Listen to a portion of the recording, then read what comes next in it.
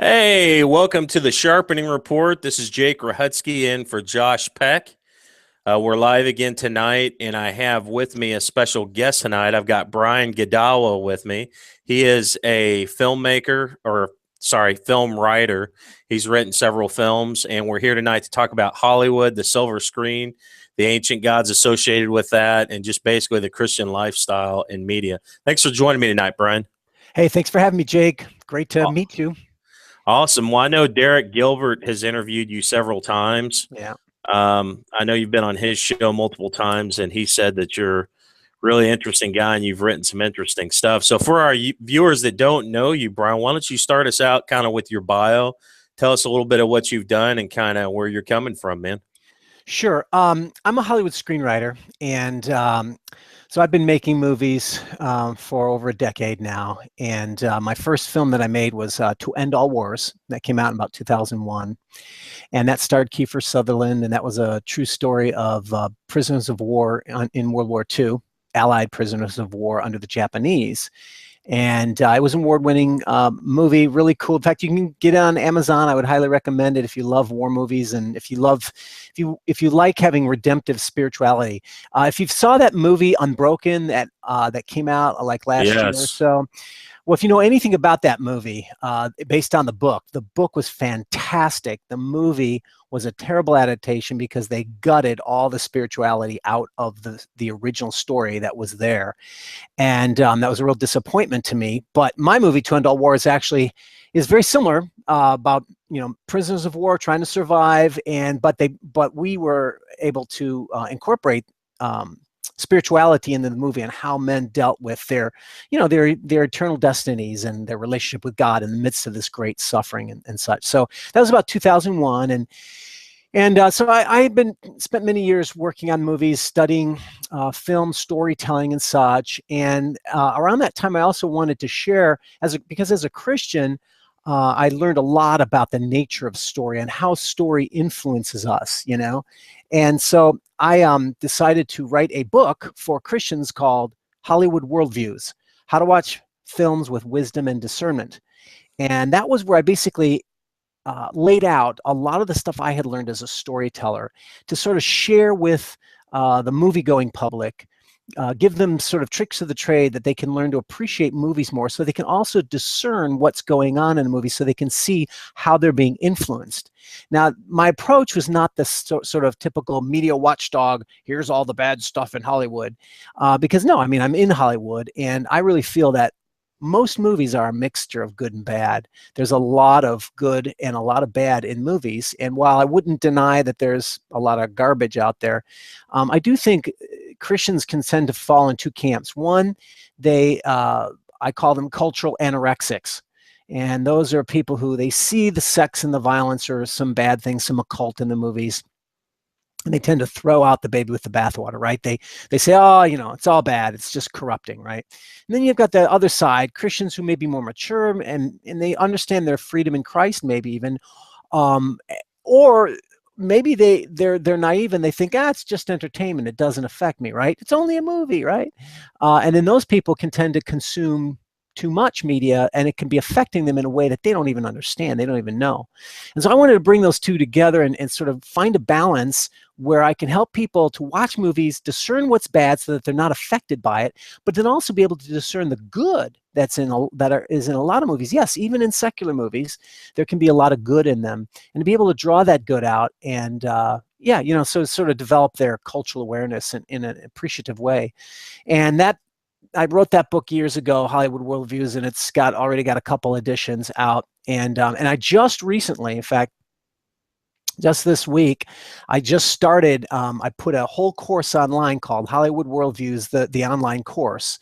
And I basically have teaching courses with film clips and PowerPoint and a bunch of free bonuses and all that kind of stuff, in an attempt to try to, like I say, offer this ability to watch movies and appreciate them much more, so that, and in the intervening years since then, I've made a few documentaries, haven't made too many movies. I adapted Frank Peretti's best-selling novel, The Visitation, for Ralph Winter. I adapted that to a movie, low budget horror, So most of the other movies have been pretty low budget and such. And in more recent years, I've also become an author, a novelist. And I've written, and I've been on Sharpening Report already about several of these novels called Chronicles of the Nephilim. And that's a series that I wrote that are sort of a fictionalization of biblical stories where the giants and the Nephilim and the Watchers are in the Bible. So basically, I wanted to retell Bible stories where giants occurred or Watchers, but to do it in a way that was faithful to the scriptures, but also filling in with imagination a lot of the things we don't know. Because as your listeners or watchers may know, while the Bible does talk about giants, and they're in the Bible more than just an anomaly. Many people think that, oh, giants are, it's a strange anomaly of the past. And, but there's more to it than that. They're actually a part of this war of the seed, as I call it, a storyline that goes throughout the whole Bible. So I wanted to retell that story, bring out that story in a fresh way that hadn't been done before. And so that's where Chronicles of the Nephilim came from. And so it's sort of like fantasy, biblical reality, it's spiritual warfare novels. I call them spiritual warfare novels, where you get to see the spiritual world in a way that we don't normally, right? So that's kind of, where I'm at today. So Brian, real quick, so you're saying you're retelling the Bible stories, so you're basically taking, say, like the story of David and then filling in fiction where the Bible's silent and kind of making a story around that? Exactly, but in particular, because it's Chronicles of the Nephilim, that's the name of the series, my David story, I tell the story of Goliath, but I focus, rather than, because obviously the story of David could take 3 novels, right? Right. But I focused in on one particular aspect of his life that nobody else is told, and that is the giants who were hunting him. Many Christians don't know that in the book of Samuel, 1 Samuel and 2 Chronicles, there are descriptions of 5 other giants, not just Goliath. There were 5 giants that were actually hunting King David and trying to kill him. And so there's and of course it says his mighty men, several of his mighty men ended up killing these giants. Mm-hmm. So they were no match for them, right? But it's just a statement in a couple passages, and they don't tell us much more detail than that, right? And one of them happens to be the brother of Goliath, whose name was Lami. And so I thought, wow, wouldn't it be fascinating? Why were these giants in particular hunting David, right? And so I basically did intense Bible study and came up with what I thought would be a reasonable understanding of what may have been going on in that time period. And I follow these giants and how they're hunting David, and then how they end up finding their demise at the hands of David's mighty men. So that's kind of, again, interesting. Yeah, you're not going to get any, there are a lot of, there's a whole category called biblical fiction, right? Where for many years, people have been retelling Bible stories in novels, but nobody's really done it like I have with this, like I say, the spiritual warfare and the giants, Nephilim, and the Watchers. Right. No, I think that's totally awesome, man. And I know that there's a place in Scripture, too, that actually refers to David as getting ready to be, I believe, slain by one of the giants, right? And then one of his mighty men step in. Yep. Dramatic. It says in a particular battle, the passage talks about 4 different giants who are after him, but one of them, it says, during a battle, this giant was going after David, and he was killed by such so-and-so. I can't remember who it was now, but yeah, exactly. And the context there in those passages is that all 5 of the giants were in some way going after King David, but it doesn't tell us the details. So obviously the curiosity's got to go on that one, huh? These men that he had around him must have been extremely extraordinary, according to what the Word of God says. Almost like modern day superheroes. It's you just don't hear feats like this. It's just amazing. Amazing. Yeah. In fact, that can lead into what we want to talk about tonight: the superheroes and the gods of this secular world. Yes, absolutely, man. I find it interesting. This is a little bit off topic, but it just came to me recently. The story of Samson, him killing 3,000 people with the jawbone of a donkey. To me, it makes me wonder if this didn't happen over longer periods of time than what one might think. Because the thing is, to kill 3,000 people, to me, seems to take an inordinate, like just a huge amount of time. So I'm wondering if he didn't carry this jawbone around with him as a joke, kind of like when you see the jawbone come out, you're going to get it, you know? Well, that could be. I mean, I'd have to see the verse. It's possible that, like you said, if the verse says something like, if it just says it in a matter of fact, sort of like, Samson killed so many with the jawbone of an ass. Well, then you could be right. You could be absolutely right.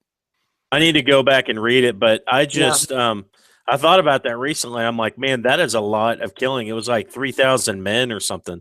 And I'm just imagining, okay, if you killed one man like every 30 seconds, I mean, think about that. You're still killing 120 people every hour, and there's only so many hours in the day, No, that's true. That's a good point. So after 10 hours, you're only at like 1,200 guys. 20 hours, 2,400. So he'd have to be going like 24 hours straight, unless they're just basically just lining up. Everybody get in line for Samson the slave. Anyways, I never thought of that. That's a really good point. Yeah. I mean, if you just do the math, you figure it's going to take a few seconds to get to a guy. I mean, unless he's just literally just taking this thing and plowing through and just getting like 6 guys. I mean, it is amazing, but it just makes me wonder, maybe the guy ran around with this thing as like, and it became like an inside joke. If you see the jawbone come out, watch out, But anyways, cool. So let's go back a little bit, man, to End All Wars. I looked this up while we were talking. I remember seeing this film with Kiefer Sutherland. Extremely dramatic and intense film, and it was a lot like Unbroken, very similar. You got a protagonist type character or antagonist type character, basically kind of assaulting one of the main figures the entire time, doing everything he can to break him, and in return the guy offers forgiveness in the end. Yeah. And I believe at the end of Unbroken, I don't think the guy who he reached out to actually forgave him. At the end of yours, tell us a little bit about what happened just with this main character so the people know. Well, yeah, ours, To End All Wars was based on a book written by Ernest Gordon.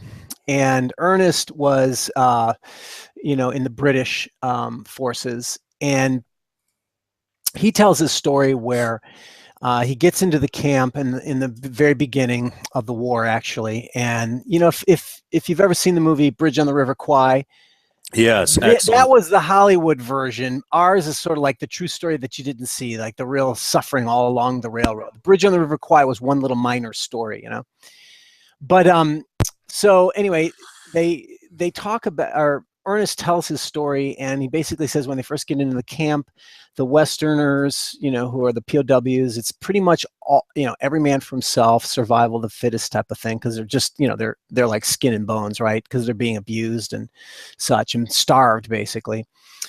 But then what happens is they Ernest and some men want to bring some hope to the camp, so they cobble together some books. They, here and there, some men had a few books here and there, and they decided they wanted to have a jungle university where they would teach classes to men to kind of give them something to look forward to and something to learn, something to have hope for. Well, one of those books that they had Aristotle, they had Shakespeare, but they also had the Bible.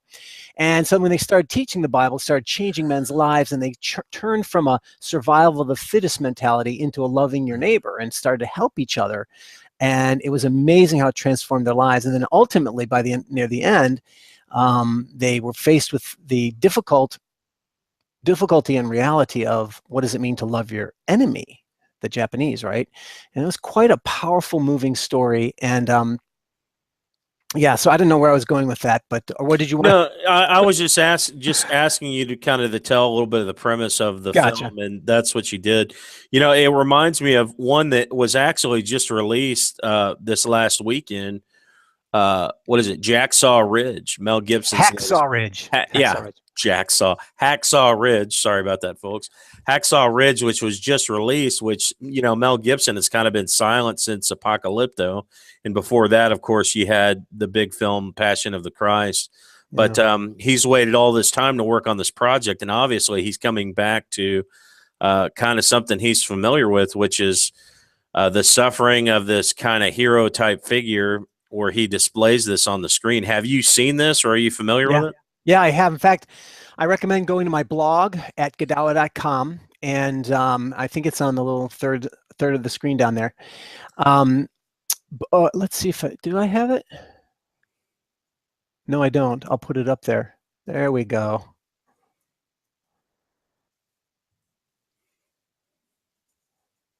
Try, yeah, go ahead and turn it off and back on in the Gotcha. toolbox. Okay, there you go. Okay. So anyway, because I write about movies and stuff, and I tend to address the worldview in movies, you know, because that's something that's really important to me. And in Hacksaw Ridge, it is a true story of Desmond Doss, who was a Seventh-day Adventist Christian in World War II, and he was a pacifist, and he wouldn't even touch a gun, and he wanted to help by being a medic. You know, he said he wanted to save lives instead of taking them. And it brought him a lot of persecution, obviously, from within the ranks of the men, because they didn't trust him. They thought he would be a traitor or a coward, that kind of stuff. Anyway, he was the first conscientious objector to actually win a Medal of Honor, and also one of the first ones allowed to actually, you know, go into battle because he's objecting, but he's with the men. What's that about, right? Well, that's because he believed in you know, protecting people and saving lives, but he just didn't believe in himself being able to go and hurt and kill people, right? Anyway, he becomes a medic. He ends up rescuing 75 men all by himself in the course of excuse me, in the course of this battle. Just truly a miraculous, amazing. He was the most heroic man in the whole company, and he never touched a gun. And it's a fascinating portrait because, on the one hand, you know, I and many others who believe in just war theory, you know, I'm convinced that pacifism is actually unbiblical and immoral, and it actually leads to more deaths and murders. You know, because if you don't do anything, you don't stand up to evil. Evil will kill more people. But nevertheless, it was his conviction. And it reminds me a lot of Chariots of Fire, you know, all those decades ago. It's the same thing. He won't run on Sunday, which is kind of silly, but you respect him for his convictions, you know what I'm saying? And that he would be willing to suffer for his convictions, even willing to have a court martial, because he really believed this is what God wanted him to do, right? So even though on one hand, you know, I think he's wrong in terms of his spiritual understanding, there's another side of his heroism that I'm drawn to. And I think that that's this movie, you know, you can have pro-war, just war people watching it, as well as pacifists watching it and loving it. Both sides can really draw from this because it wrestles with that issue, right? And I think that that's what's so powerful about the movie. But it really shows heroism, and it shows real Christian faith. Yeah, sorry about that. That was me. Go ahead. So it shows real Christian faith under fire, and I wrote about it on my blog. And so if people are interested, they can check up on it there. Okay, awesome, man. Yeah, I'd definitely like to check that out. I'm real big on films too, and in the past, I've done a few kind of articles on films, more like satire type stuff when the world goes overboard with a biblical type film. Like when The Last Noah came out, I wrote an article called "Cloudy with a Chance of Meatballs." It was very well done though. Like I pretty much stripped down to the bone the premise behind the film and some of the misinformation and just kind of false claims that the film made. But yeah, no, definitely. In fact, I wrote an article that went viral on that. And really? I got attacked. You know, Hollywood hated me, man. Because I actually got a hold of the script before the movie came out. So, and I basically did a critique of the script, unveiling its environmentalism, earth worship, and other of serious, not just the fact that like, oh, this isn't in the Bible, but that it was actually teaching a different God than the Bible, you know, and the Noah character, like we ultimately saw in the movie. I was critiquing that whole thing about Noah being a madman and all this kind of stuff, but also just the worldview of the film. Like I said, environmentalist, earth worship, Kabbalist, you know, this kind of stuff, occultic type, you know, worldview, and very Gnostic, you know? Yeah. So, anyway, that it brought a lot of flack, but also a lot of attention and stuff. But I think it was because Paramount just had no idea that anyone would reveal. You know, I don't even think a lot of the people in Paramount, you know, a lot of the money guys, other than Aronofsky, you know, and his writers, I think a lot of those people, you know, actually didn't realize what the movie was really saying. They just thought, oh, it's the Bible, God, right? So those religious folk will like that, right? In fact, I think there Yeah. was one of the heads of the studios or the heads of the division was a Christian, Hmm. and he supported it. It was insane. Well, It, I guarantee you going forward, they probably have a legitimate Christian involved in the filtering of this stuff to understand their audience better because they missed the mark bad. I mean, the yes, church boycotted it pretty much. but I tell you this, that was Yeah. Paramount. I got to praise Paramount because then they did turn around and they listened and they made Ben-Hur with Roma Downey and the people who did the Bible movie. Now, Ben-Hur wasn't a great movie, okay, but at least Ben-Hur gave a very positive presentation of Christian faith, and it was relatively accurate. I mean, I always have some quibbles, and I had some quibbles of it, but it was basically a pretty good presentation of the Christian faith within that context of the first century. And so I have to praise Paramount for listening on, the first time they didn't, the second time they did. So unfortunately, the second one didn't do too well either. So. Yeah, it's kind of how that happens sometime. And, what I found out, even with doing YouTube type stuff, man, is you can have what you think is like a killer show or a killer product, and it may just not do well. Or you may Yeah. do something that you think is just halfway decent and people go crazy for it. And I'm seeing the dynamic kind of behind that is if people really had the crystal ball, they would use it, but obviously not every film is just going to be a big hit. Now, I will say this, whenever Marvel puts something out, it's going to do well because they've got this track, not Marvel, I'm sorry. Marvel is not the studio. Marvel is No, it's Marvel. I mean, yeah, it's Marvel. whenever They it's a Marvel topic, it's going to do good because people are interested in these paranormal hero type figures. That's what they want to see, and they're selling it hardcore, and it's working. I mean, and to be honest, most of them are really good. Some of them, I think, missed the mark a lot. Like Deadpool, to me, was just crude. Like, most of the time you have this some sort of moral message in there, good versus evil, and all that. And with Deadpool, it was just kind of like this terrible character who really didn't have a sense of right or wrong. He's just out there just kind of doing his thing. He's supposedly the good guy, but he's a bad guy at the same time. So they kind of broke the mold with that and kind of went away from their standard way that they do things. But, these have all done really well because obviously, like, this is what people like to see right now. Yeah, and I think that the whole comic book phenomenon, I've written about this a lot, and in my book, Hollywood Worldviews as well. I like some comic book heroes, superheroes stories myself. I don't deny that. However, I do think that we live in an era where we're increasingly secular, increasingly anti-Christian, not just non-Christian, but anti-Christian, right?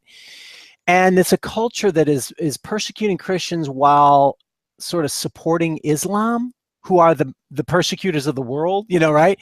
And anyway, but the point is that as they become increasingly secular, man is still, a religious creature. Even if he's an atheist, he's got to have a religion. He's got to have some God to worship. And I think that, unfortunately, that the superheroes, the comic book heroes, are becoming, or in some ways already have become, that God substitute, right? Like in ancient Greece, they told their stories of the gods, and look, the common plebes maybe believed the gods a little bit, but most intelligent people didn't. The stories of the gods were their myths in order to explain the world, within an interesting context. They didn't necessarily believe that these gods were really existent. Some of them did, but a lot of them didn't. But the point is they use those gods as their explanatory tales for their values and their social worldview and such, right? So I think that that's what comic book heroes have become now too. In fact, when you watch these movies, they look just like the gods of Greece and Rome, with all their powers and fighting evil, and they're bigger than life, and they're basically projections of humanity into greatness, right? Which is exactly what the Greek gods and Roman gods were. They were projections of humanity as well. And so in many ways, I think it's the success of these superhero movies is an expression of the deep religious hunger in man. We can't do without God, so we have to have some gods, to, even if they're just stories that we know aren't true, they still give us that hope of transcendence, something bigger and beyond ourselves, right? And so I think that that's the draw of a lot of them. Now, that's not to say that these movies can't teach good values, because like you said, I agree. Some of them often teach very good values. Like, my personal favorite's been Daredevil, the series, or Captain America. Captain America has really communicated some good, strong values of American exceptionalism and righteous, the need for basically Western culture to stand up against terrorists and fight them, right? Which, of course, nowadays, we're being called imperialistic for such thoughts, right? So I think that there is some good value. Daredevil, great TV series that Daredevil actually wrestles with God in his story, because he's a vigilante bringing justice in a world where there isn't any justice, right? And he struggles with violence and should he kill men or not? And then, and the whole thing before God is like, where is God in this, right? And he's actually struggling with that in the series. So I find them have, this is the good and bad thing that I was telling you about. It's like you can watch these things and say, on the one hand, culturally, you can see them as being God substitutes for a culture that's rejected God. But on the other hand, there are some good values that are being taught through them, like you said. Well, it's interesting, man, because, a while back I was listening to someone teach on this topic, and they said when the old gods come back, basically be aware, right? Because since the beginning of time in Egyptian cultures and stuff, you had Osiris and all these ancient gods that the Egyptian worshipped. Yeah. And what I see kind of happening now is these Egyptian gods are actually coming back onto the big screen. People are becoming more and more fascinated by these mythical entities, right? And I'm not saying this is necessarily all the comic book stuff, but you've had gods of Egypt, you've had all these weird Egyptian kind of based movies coming out focusing all these ancient gods. And I, for one, believe that there's a spirit behind that. I believe that there's a demon associated with all of these ancient gods that these people worship, because as in your story, you talk about the Nephilim, going back in time, or Nephilim, however you want to say it. I believe that these entities were here on earth and worshipped. And so you kind of have this replication now that it's hitting again in mainstream hardcore, just everywhere. And so I tend to believe that there is some spirit behind it. Now, I'm not saying that everything that's produced is, some agenda, but as we know, man, they call it programming for a reason, right? Yeah, and there is what you call the zeitgeist of an era, which means there's a sort of a spirit of the age, and you could say it's literally supernatural, you could say it's a generically supernatural. It doesn't matter. The point is every decade, every culture does tend to have this rolling towards ideas, right? And we've seen that in our own culture, like you say. There is a sort of a culture-wide influence in the direction of this interest, and it's, in a way, it's a backlash against the materialism. For many decades now, we've been dealing a lot with the materialistic science, whether it's evolution or now actually AI and the whole it's the reductionism, transhumanism. Transhumanism. They reduce reality to material physics. Therefore, there's no spiritual world. Man is manipulable. There's no morality, so we can enhance man, right? So there's, there's one path of our culture that's been going in that direction towards the transhumanist, right? So we can transcend our humanity, we can become our own gods, and there's no moral structure on us. There's nothing morally keeping us back, a la Westworld. I've been watching that, man, closely, along with Humans, which is I just started watching Humans from Amazon on Amazon Prime. It is a fascinating look at artificial intelligence, and they really deal with a lot of the questions that could come up. And I'm just going to warn people right now, Westworld has the worldly HBO themes in it of sexuality and nudity and stuff like that. So I'm not necessarily going to condone this. I've actually taken a version for myself and I edit it So if I want to go back and watch it, I don't have to sit through the garbage again. Yeah, sadly, there's gratuitous nudity, unfortunately, and so that will really turn off. I think a lot of Christians may not want to see it for that reason alone, and I understand if you don't. But well, and if it continues, I told a few people today, if it continues, I'm just going to drop it. But yeah, me too. A lot of times, it's something that happens every now and again, and it's like, oh crud, you did it to me again. But the storyline is very interesting. I really want to see the message that they're trying to deliver here. So far, what I'm seeing is they're suggesting that alternate realities are entirely possible without individuals even knowing, which kind of goes back to the Inception film. I saw a slew of films come out back to back, Brian, that seem to suggest that our reality is so fragile and non-relevant that in the end, if you just take your life and commit suicide, you can ascend back to the next, kind of this theme that like what you're experiencing is really not all that real because it's just a different reality. You're plugged into a matrix. And kind of the message of suicide was prevalent throughout Inception and several others I watched during that time period. And to me, I'm thinking of this and I'm like, man, if you had a bunch of people that were really depressed and they watched this would probably help them on their way to justify that move. It's basically taking life and making it less valuable. Yeah, and there's the one path, which is like you say, this notion of alternate realities. That's a sci-fi path. There's also the path of AI, which is basically artificial intelligence. And my personal belief about that is the delusion of AI is the same in all these movies, whether it's Transcendence starring Johnny Depp or Westworld, like we're talking about, or the movie Ex Machina, which is actually a really good movie. I would recommend Ex Machina because it wrestles with AI and such. And it's kind of got an ambiguous ending. So I interpret it my own way and other people may interpret their own. But the delusion of AI is the belief, and this is inherent in the storyline of Westworld as well. It's the belief that, again, life is reducible to material physics. There's no spiritual reality. There's no supernatural. There's no spiritual.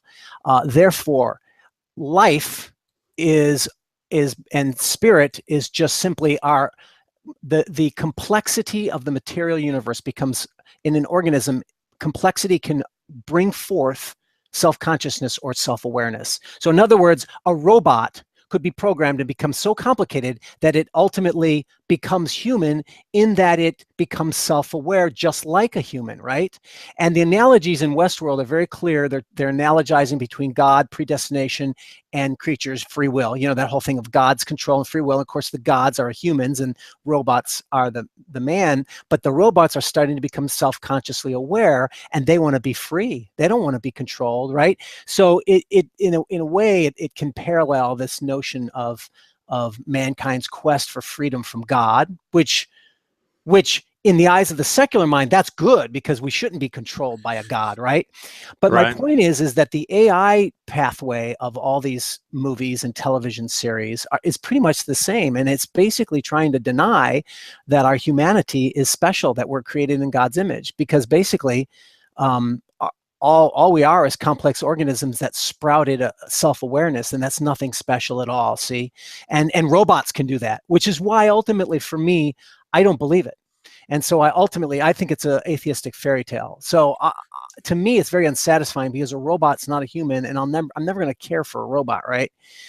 But nevertheless, I think I see that's the path of a lot of these AI stories and movies. And like you said, you've got the alternate realities and the multiverse, right? That's a real common atheistic fairy tale in science. The belief that there's not just one universe, there's infinite number of universes. And the reason why they came up with that, there's no evidence whatsoever scientific. It's all religious philosophy. And religious philosophy has believed it in the past. But my point is, and this is in the movie Doctor Strange, which we can talk about as well, the occultism. But the idea that there are multiple universes, infinite universes, is because of this. Because it's kind of like the Big Bang. Like when the Big Bang was kind of really becoming strong, a lot of scientists were rejecting it and trying to come up with something else. And some of them even admitted that the reason why is because it proves that there's a creator. If there's a beginning, there's a beginner. And they don't like that. So they wanted to come up with some notion that the universe is always infinite.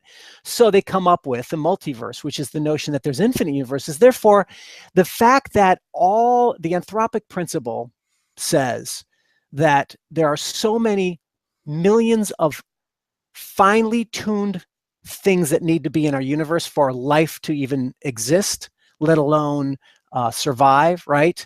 There are so many things that fine-tuning scientifically need to occur for life to exist that it's scientifically impossible.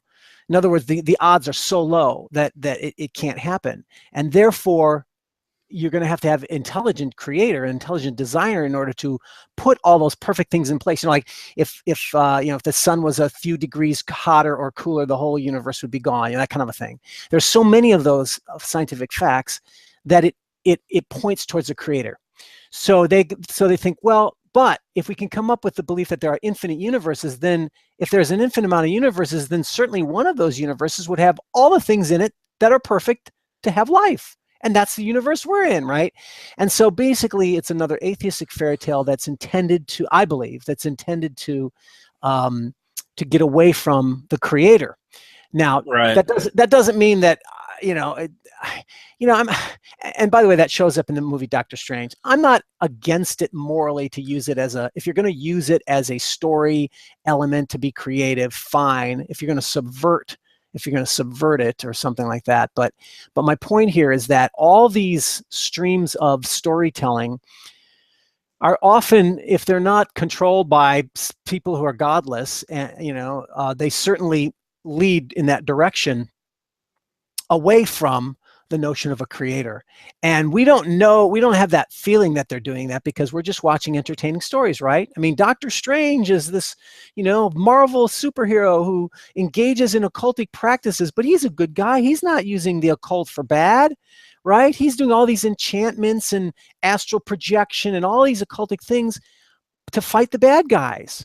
It's the old notion that there are good witches and bad witches.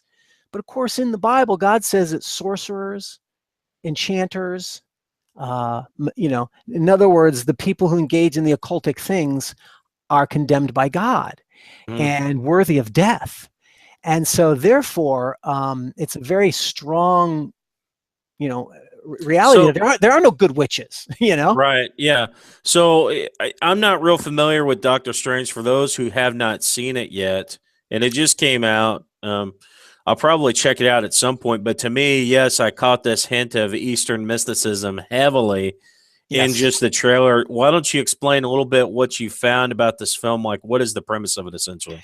Yeah, well, Doctor Strange is basically the story of a materialistic scientist. So, they're literally dealing with the issue of spirit versus matter. He's not a scientist. I'm sorry, he's a doctor. And he's a premier surgeon, the best in the world at what he does for neurosurgery or something. Anyway, he's real arrogant, and he doesn't really care about the people he engages in surgery on. He's more interested in his fame and glory, right? So they set him up to sort of learn that he's a selfish person and such. He gets in a car accident, loses the use of his hands, so he can never be that great surgeon anymore. So he tries to get to rebuild his nerves back, and he can't do it. And then finally, he meets a guy who overcame paralysis. And he says, well, how'd you do it? And he goes, well, I went to the East, and I went to Nepal and in India, or Nepal, where I learned about Eastern mysticism kind of stuff. And even though he doesn't really believe in it, he figures I'll do anything. So he goes to Nepal, he meets this master, and he gets taught this special ways of the occult. And there he learns that he's one of the special ones that's really good at it. And there's bad occultic guys who are trying to take over the world, blah, blah, blah. It's the same old crap in these movies. I just want to interject real quick, Brian, from the people that I've interviewed off and on camera, one common thing that they told me about occultic activity and groups is the one thing they will do is make you feel special, like a chosen one. And they will basically assign, oh, you are an ascended, blah, blah, blah. It's all about being special and being the chosen one and being, something out of the ordinary, and that's how Yes. everyone is that's involved. But go ahead. Yes. Now, certainly as Christians, we believe that each person is specially loved by Yes. God. But why? Because we're created in the image of God, not because Right. we can become gods. So the heart and soul of it is definitely Eastern mystical occultic theology, which believes that the mind controls reality. There are infinite universes, and we draw by using incantations and rituals and such. And we can master energy and use the forces of the universe for good or bad, right? And basically a lot of, they refer to chakras. A lot of the stuff in the movie, yes, it's full of special effects. So obviously it's a comic book movie. It's not real, totally real, right? But a lot of it is based on actual real occultic philosophy. And in my opinion, and I wrote about this on my blog, this isn't the magic of Narnia or Middle Earth, where those worlds are complete. Middle Earth has nothing to do with reality. The magic in there is all about an analogy with the real world. It's not real world magic, right? But in Doctor Strange, I fear that it actually is based on real occultic philosophy, and it's enhanced through special effects. But nevertheless, because it's based on the real stuff, it has a connection. It has too strong of a connection to that real occultic world. And, so I think that there's a real danger in going down that pathway. And I think that ultimately, it creates an unbiblical worldview and notion of redemption. So even though Doctor Strange learns to become a selfless person, and live for something bigger than himself, this thing that's bigger than himself is really more about Eastern spiritualism, not a Judeo-Christian understanding of spirituality. Absolutely. Let me just jump in here 1 second and just let the folks know, hey guys, if you're watching live right now, please join us in the YouTube chat. There's a live chat that you can join the conversation, discuss, and ask questions. We'll open it up for questions here in a few. But I just want to thank for everyone who's joined us here tonight in the chat, guys. Really appreciate you being part of the show tonight. I look forward to getting to know you guys better as time goes along, but I'm seeing a lot of the same folks come back time and time again. So thank you again to our viewers tonight for joining us. We appreciate you guys. But so, Brian, that's really interesting, man, about Doctor Strange. It's the latest one to come out. We've got many to come here in the future, I'm sure, of more of this type of stuff. In fact, on the silver screen, man, I've seen more darkness in like the last couple of years than I've seen like in the last decade. Things are really, it just gets the horror films. Honestly, man, I will sit, if I go to the movies, when I sit there, I'll actually pray and close my eyes for some of these previews because I just don't want to expose myself to the junk, Fair enough. I happen to be a horror fan. I like horror really? as a genre. That doesn't mean I like all horror. I mean, I think there's a lot of evil garbage out there, but I do believe, and I can give you some examples of plenty of movies that really do give actually a Judeo-Christian approach to this demonic spiritual realm. In fact, the same. I've got to be fair. The director who wrote and directed Doctor Strange, even though I think the occultic worldview and philosophy, he's trying to use it as an analogy, and he's not trying to support. I don't believe he's trying to support occultism because he's a Christian, but I believe nevertheless he's fails at it, and so he becomes a tool basically of the occultic worldview philosophy. Yet, to be fair to him, he's made several other movies that have had, a couple other movies that have had very Judeo-Christian understanding of spirituality. Both of them were horror movies. One was The Exorcism of Emily Rose, and the other was Deliver Us from Evil. Deliver Us from Evil was just a couple years ago, based on a true story about a cop who's hunting a murderer, and he finds out that the murderer is demon-possessed. And so it brings in this whole reality of spiritual, how do you fight real evil? You can capture a human, but you can't deal with the real spiritual evil behind that.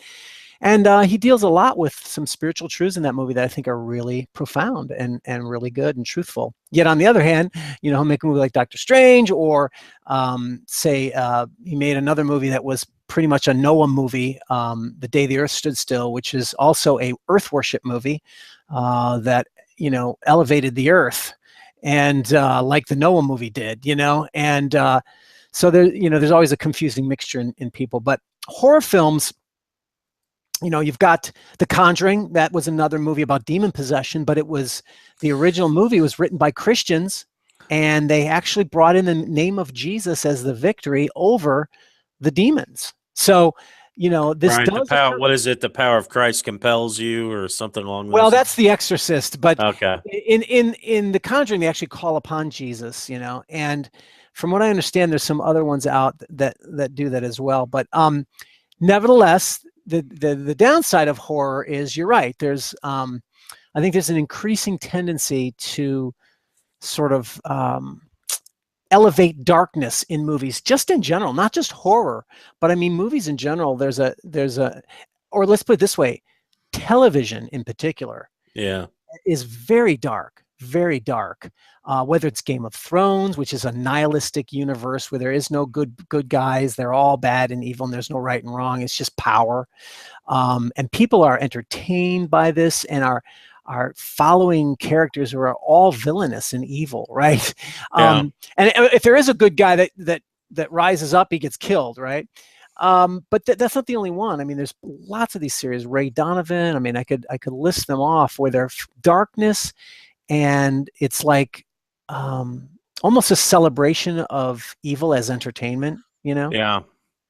It's gone to a whole new level of just, I don't know. It's like, how dark can we get it? And I guess for me, man, my take on it is focus on whatsoever things are pure, lovely, good report, all this. Like, if you focus on that too much, and if you dwell in that too much, it's going to mess with your chemistry of how the brain is meant to operate, which is to focus on the good things. If you get into the negative, my take is, if you get too much into the negative mindset and these negative things, it'll actually affect you long term. But that's just my take, man. And I agree, there is there in most films, man, there's some shred of something of God left in there, even when man tries to just totally isolate that. The image of God within man, there's still I believe a lot of times a shred of goodness left in there in these films.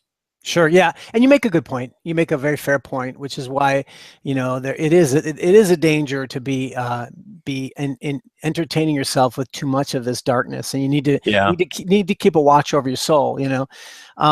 There's one side of the truth as a Christian, though, that the world is evil, and without God, there is no one who is good. Right. So there's a side of the truth that we as Christians do support, that, guess what? In a way, these movies are reflecting, this is what happens when you turn away from God. Evil becomes your normality and your regularity, and some movies actually, by showing the depravity of the world, they really reinforce that notion and understanding of original sin, just so long as they also have redemption in them, right? So let me give you a good example of that in some movies that I would say do that. For instance, 30 Days of Night. This is a vampire movie based on a comic book, right? Quite a brutal vampire movie, but I think it was a real brilliant and profound one, because in the movie, the vampires are atheists. They don't believe in God, right? And they bring this out. And, before they kill this woman's praying, "Oh, God, help me." And the vampire looks at her, looks around in the sky. God? There's no God. And then he kills her, right? And you have to remember, whatever the villain says is what the storyteller is telling you is ultimately bad. So even though the villain kills these people after they're praying to God, the fact that the villains are atheists sort of ties that villainy to that belief. You see what I'm saying? And so, in a very real sense, those vampires embody. This is what the Darwinian worldview creates. When you have creatures without morality, when human beings become creatures without morality, this is how they behave, and this is what you get. And then, of course, in that movie, it's actually a Christ story, because the hero actually does engage in a Christ-like sacrifice to save to save his friends and such. So that would be an example where where I would argue, and I talk a lot about this in my book Hollywood Worldviews and my course, is understanding the context and the balance. It's important that we do accurately express evil in movies, stories, and books. Because if we have this TV version of the 70s, where Christians are afraid to show any, like if you go watch Christian movies, they don't have anything bad in them, and the evil doesn't seem real. Well, if you don't have a realistic evil, then the redemption that you're offering at the end of the story does not ring true. And so I think that it behooves us to show how evil our world really is, because most people think they're good people, right? Man, the world's not that bad. No, I think the world's very evil from God's perspective. So I think it's good to have movies where you show that evil and show what it is to make people's gut turn. But then, as long as you show that there's redemption out of that, and there is a way out, and that's not all movies have that, but many of them actually do. Well, if only you could have the horror filmmakers then have a strong Christ message in the film, you might be able to get there. The problem is the way I see it is it's too one-sided, but that's okay, man. I don't have to agree with everything everyone else believes and vice versa. It would be boring world if that were the case. So you mentioned a course that tell us a little bit about that, man. You said you have a course? Yeah, I put together this whole course called Hollywood Worldviews, and just go to hollywoodworldviews.com and you'll see a little video there for it, and you can click on it and find out more about it. But it's basically, I have a bunch of videos where I teach about everything from how to watch a movie, how to understand worldviews in your entertainment, very educational. I have a couple bonus movies where I talk about different worldviews in movies that are very popular that people may not be aware of, to sort of educate them. I also offer a free version of my book, digital version of my book, as well as a free audio version of the book. And so, I have a little cheat sheet for how to watch movies. So I have a bunch of little things I put together in this course. I just released it, trying to get it out in time for Christmas gifts and stuff, that type of thing. So go to the website, and if people want to check out more on that.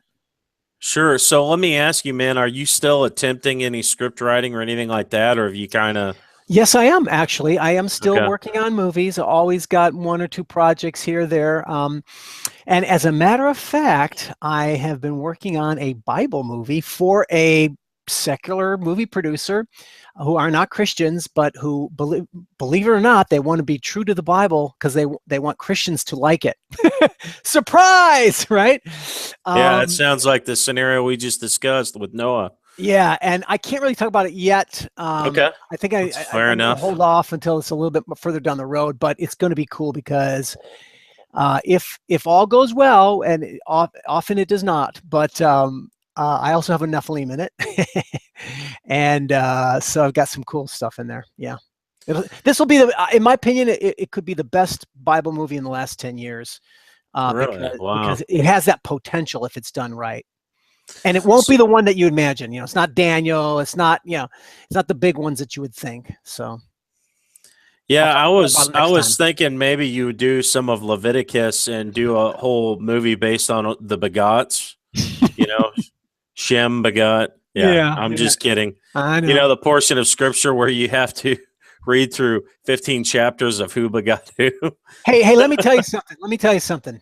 Book of Leviticus has, for me, in my life, always been probably Numbers is worse. But yeah, I know Numbers, but Leviticus, because all the holiness, all this weird laws and stuff that have nothing to do with us now, right? I always hated the book, but I got to tell you something. I listened to the Naked Bible podcast by Michael Heiser, and he did a whole series on the book of Leviticus. I'm telling you, that teaching series, and you can get it for free, Naked Bible podcast. That series made Leviticus the most interesting book, just about the most interesting book in the Bible. It went from my least favorite to my favorite. It was amazing. It was truly amazing. Yeah. Wow. So I recommend that. Huh. Interesting. So I'm just curious, man, how hard is it to get a script out there and get someone to bite down on it these days? It must be brutal, right? It's very hard. It's near impossible, which is why a lot of writers, often are doing many other things as well in order to pay the bills and sometimes, and nowadays, it could take years. It often takes years to get a movie made, and especially if it's a good movie. Because I think really good movies don't tend to, they tend to be scary to people, because a really good movie is usually a little bit original, and they're scared of original. They say they want original, but they want more of the same because they Right. want Because they know what sells. they'll make money. Yeah. But the reality is yeah, you do want a little bit of the same, but then you want something really unique and original that makes it pop out.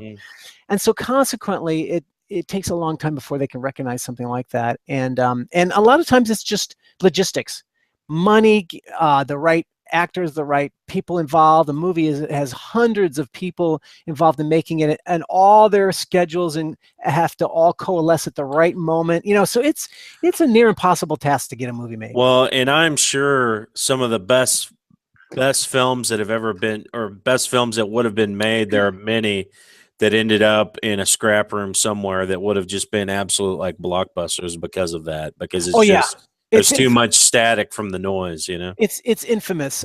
Pretty much every year you could probably find that the Oscar winners, or the really true breakout unique original movies are almost always took 10 years to make, or everyone in town rejected it. Lots of hit movies, Forrest Gump, Schindler's List had Steven Spielberg, and it took him 10 years to get that made, right? So this is very, very common in Hollywood. And sadly, you don't, like you said earlier, you don't, you always believe, oh, this is a masterpiece, or this movie's going to be good, but no one ever really knows if it's going to be a breakout hit. You really don't. And it could even have stars in it. It could have Tom Cruise in it. Could be a flop. That's happened, right? Pretty much every star. He's had a few.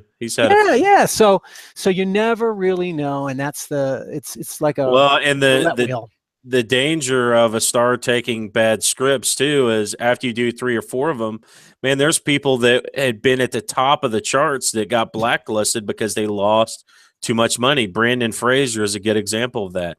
Man, back in the day when he did The Mummy, it was amazing. He did The Mummy 1, 2, and 3. They were absolute blockbuster hits, and then he had a bunch of flops because of his choice in scripts that he took. And now, where is he? No one. You just can't sell it, And so that's pretty much happened to every movie star. They've all had their time periods where they did 2 flops in a row, and bam, all of a sudden, no more $20 million takes. Now they're down to another, 8, 10 million or whatever, which still, to normal people like us, that's still huge, right? But nevertheless, You're right. They pretty much all of them, no matter how famous they are, they've all had periods where they had flops. And so it just goes to show that story is king. What's most important is a great story told well, and good actors will only embellish it, only make it better, but they won't make a bad script great. Are you one of these guys, Brian, that like to watch a film with the audio commentary on to see the mind of the director? Yeah, sometimes, but unfortunately, too many of them are, the people sitting around, the director and a couple of actors and joking and joking and, oh yeah, remember that day? Yeah, it was raining, blah blah blah. It's just boring crap, which I'm not interested in. I want to hear like Christopher Nolan. I want to hear guys talk about, oh, here's how we did that, So unfortunately, there's not a lot of, maybe half of the director's commentaries actually do that. And because I pretty much do everything through Netflix, I don't get director's commentaries anymore. So I really enjoy that almost more than watching the film, man, to find out, just because to me that's interesting. Like I'll give you an example. Rambo First Blood, you talked about these films that passed around for decades. Sylvester Stallone, when they produced that film with Sylvester Stallone, it had been passed around Hollywood for almost a decade. Wow. And many of the studios passed on it, sold it. And it had just gotten passed around everywhere. And so then they decided to make it. Originally, they looked at, what what's his name? Crud. I'm drawing a blank. Paul Newman was originally going to be the star, but he Wow. was working on another project, so it didn't work out. So Sylvester Stallone was next up on the list. And the original Colonel, the original guy that was going to play the Colonel, was actually going to be Kirk Douglas. Oh, But wow. here's the issue: Kirk Douglas's contention, or his basically restriction, was he would only play the Colonel if he got to kill Rambo at the end. Well, they wanted to leave it open for a sequel, and Yeah. so they basically said no, which was a really bad move for Kirk Douglas, because that probably would have further bolstered his career. And around that time frame is kind of when he went into anonymity, so he kind of got the big head there and decided, I'm going to call Yeah. a power play, and instead Crazy. the other actor, I forget what his name is, but he played the Colonel instead. But you find out a lot of these tidbits about these things, about these scripts that everyone passed on, said it would never work. And Rambo is actually what all action films after it are based on, because prior to Rambo, you would have an action film that basically the action was spaced out a little bit, and it had these random formats of a little bit of action, a little bit of action here and there. Rambo was the first action film to start from the very beginning with just action from the front all the way almost to the back, just nonstop action. And so it broke the mold, and it really is the foundation of all good action movies after it. And so Well, I it's would the argue. one. When was Die Hard in relation to Rambo? Was that after Rambo? Yes. Because for me, Die Hard is the quintessential action movie. Yes, yes. But I guarantee Rambo was the precursor. Maybe you're right. If yeah, Rambo was first, then that was Die Hard stood on the shoulders of Rambo. I fair guarantee enough. you. Yeah. I want to say Die Hard was like 80. Hang on, I'm just going to check here Yeah, right. Do it right, man. while Check we're it out. talking. Yeah, Die Hard release date. Let's see. Let's see when the original was made. 1988. 88. Okay. And then I'm going to say Rambo release date. Let's see. First Blood 82. Yeah. Oh, So you got it, dude. You're right, man. It yeah. paved the way. But Die Hard, like, definitely. I mean, everything after that for literally 20 years was like, yeah, it's like Die Hard on a boat. It's Die Hard in a, Die Hard in a plane. Die Hard here, Die Hard there. And everyone always referenced it. And it still stands up today. I still love it. Yeah, I agree, man. Again, I don't advocate for all the language and all that stuff, but growing up as a teenager, man, I watched a lot of those. And as guys, I think we can just relate to the action, kind of what you were talking about.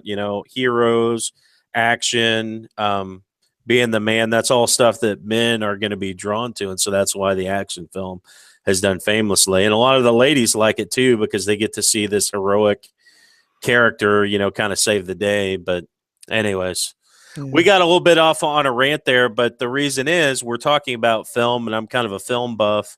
I like a lot of this stuff. Oh, someone just said in the chat that they hate Rambo. Oh my goodness. If I could kick you, I would. No, I'm just kidding. So what I wanted to ask real quick before I let Brian go here in a few, is there anybody in the chat room that have any questions that you'd like to ask Brian, or anything you'd like to bring up that we can address? I'll give you guys a minute here. But only a minute. Yeah, you have 1 minute, and then we are closing. No, but man, probably it's the weirdest thing, but going back to kind of our favorite films and stuff, for whatever reason, one of my favorite films that I'd ever seen was Castaway. Most people hated Castaway, and they thought it was like the worst thing ever. At the time that Castaway came out, my girlfriend had just broken up with me. I was heartbroken, devastated. Yeah, for like 2 years, I went through this horrible heartbreak. Man, whenever I watched that movie Castaway with Tom Hanks, I related to this character that was alone on this island. He was segregated. He was just torn.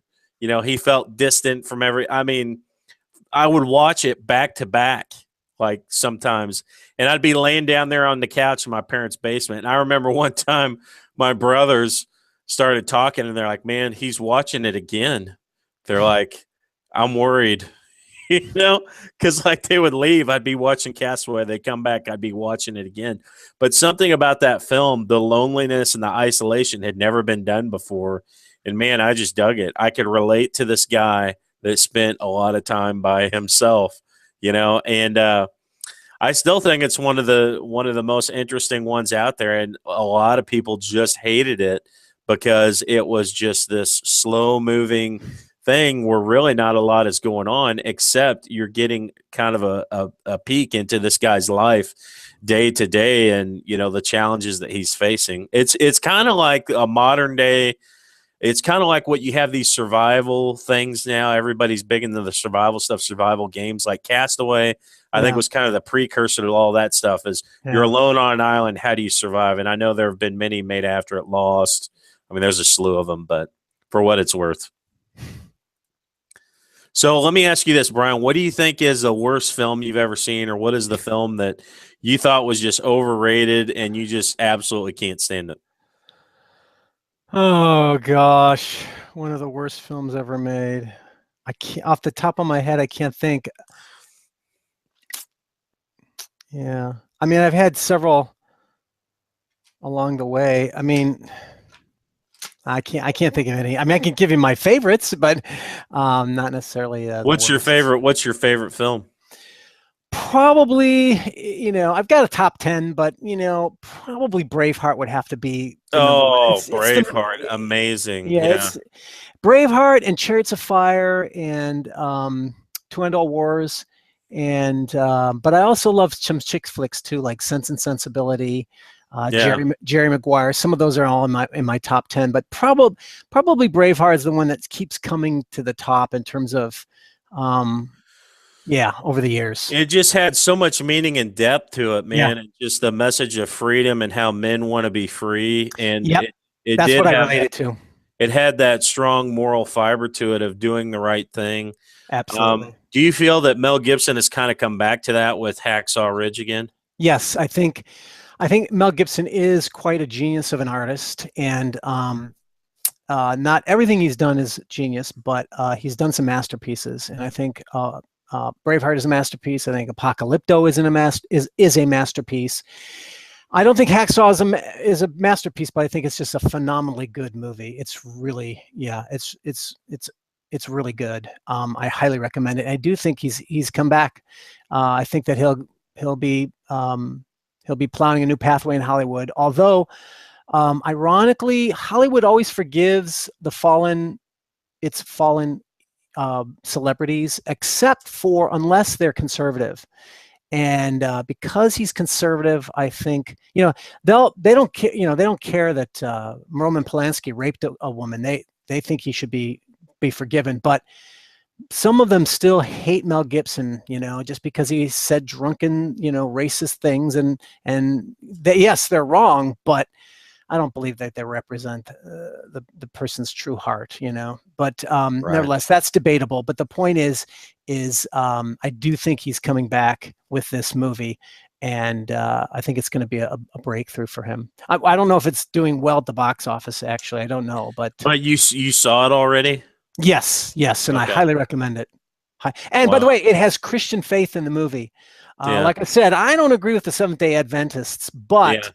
And a lot of the beliefs are goofy, actually, but this isn't about their doctrines. This is about behavior. Right. This is about Christ-like behavior of saving people, heroism, right?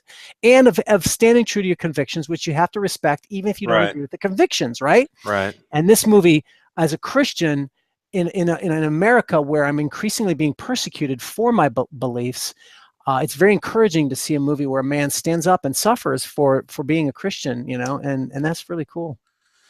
Yeah, I'm looking forward to seeing it, man, and I really have enjoyed a lot of the stuff that he has worked on, and I think something is going on in his life. Like I feel like he is reaching out for something. I can't speak for his personal salvation, but to me, he's definitely struggling with the what does it mean to live this life, kind of what's the meaning of life type scenarios. And again, like you said, man, with the Seventh-day Adventist stuff, I don't agree with everything there either, but we can't just base salvation on an entire belief system, because let's face it, the core belief is if you know Jesus Christ is your personal savior, that is what defines salvation, not theology. And man, I've met a lot of people with some weird theology, but they still have a relationship with Christ. And so Fair enough. again. Yeah, I mean, but I'm looking forward to it. I'm going to see it too. I recommend you guys go see it as well. And while we're on the topic of Rambo, because we talked about that earlier, I just wanted to mention this because I thought this was really fascinating. This lady came to my church that I used to go to in Kansas City. It's been about 10 years ago now, but she became friends with my mother and told her a story that she was on a plane one day years earlier, and she got on the plane next to a guy who had kind of long hair. He was wearing shades and stuff like that. He was trying to remain low key and all this, and she got to talking to him on the plane, and they became real friendly. And finally, she told him, "I'm Sylvester Stallone." And she was like, Sylvester, she didn't know what that meant because she didn't really watch movies. And he's like, "Well, you don't know who Sylvester Stallone is? Have you seen this? Have you seen that?" And she just kept saying no to everything, right? So she got to know him a little bit, and she shared the salvation message with him on the plane. And she said that she led him in the sinner's prayer, and he accepted Christ on that airplane. Wow. When did she say that occurred? This was like back in the 80s, man, right after Really? his Rambo era and all that. And if you look at some of the more modern things he's doing. Oh, yeah. The most recent movies, the Rambo, the latest Yeah. John Rambo, and then the one, the Rocky movie right before Apollo. They both had faith in those movies because I believe he definitely has a faith in Christ. Well, he came out recently and said that he has a relationship with Christ, basically. Yeah.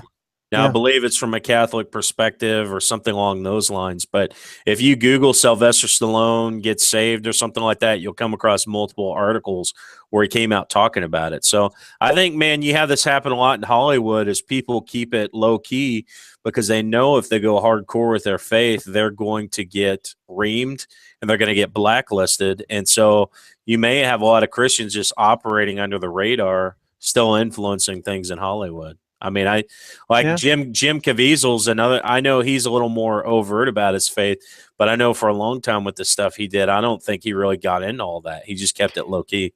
Well, actually, or is that not? Maybe that's not correct. After playing Christ in Passion of the Christ, his career flopped because Hollywood rejected him for doing that. Right. Yeah. But so what? I mean, so what? He's doing okay now, I guess. But Yeah, absolutely, man. And I've heard people say that there's actually a revival going on in Hollywood, that there's a lot of these celebrities getting saved. In the midst of all these dark, a lot more darkness coming out, I also see more light coming out. Yeah. We're seeing more Bible.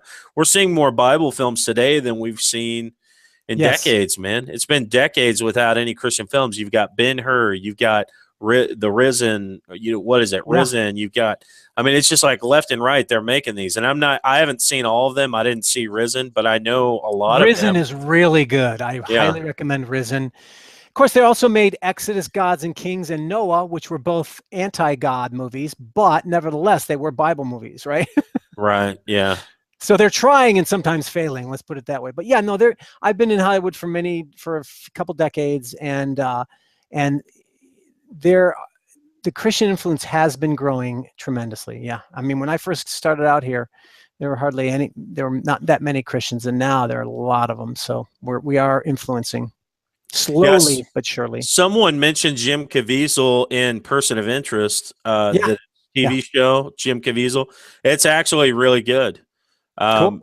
He's been in that, I think, for like 4 or 5 seasons, and I have seen episodes of that, and it's very well done. So I guess he's not out of the picture entirely, man. But Mel Gibson, I guess he just has enough money and influence still he can get away with it. Oh yeah, and there's always a few people who'll be willing to work with him, right? So yeah, I'm sure that he'll be fine. Cool. Awesome. Well, guys, I appreciate you guys joining me tonight to have this discussion with Brian. Brian, thank you for joining me. It's been a real pleasure and honor to speak with you, and we can probably have you back again at some point to talk on some of these topics or some of the new stuff that you're working on, man. Would love to, Jake. Thanks for having me. Awesome. Well, guys, until next time, this is Jake Ruchotzke with the Sharpening Report. Please check out my channel on YouTube. It's Seek for Truth. So seek the number 4 truth on YouTube. You can also go to my website, seekfortruth.org. I've got articles there, and I post a lot of these videos and stuff that I'm doing there as well.